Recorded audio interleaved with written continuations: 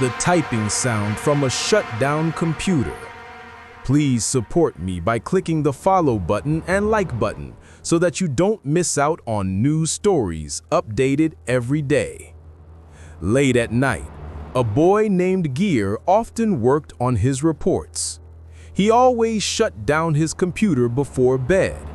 But that night, after turning it off, he heard typing sounds as if someone was working on the keyboard. His heart pounded, but the sound grew louder.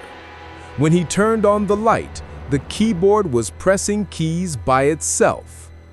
On the dark screen appeared the words, "Never stop typing, or you will disappear." Terrified, Gear ran out of the room. The next morning, he was never seen again. Only the keyboard kept echoing its dreadful sound every night.